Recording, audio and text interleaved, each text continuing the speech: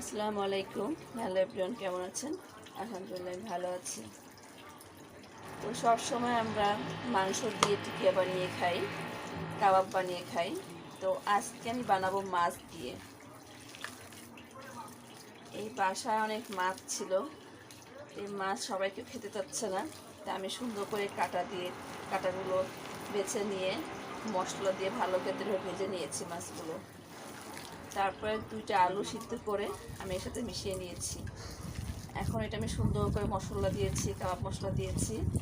এখন এটা করে ভালো করে মাখিয়ে নিয়ে আমি কাবাব বানাবো।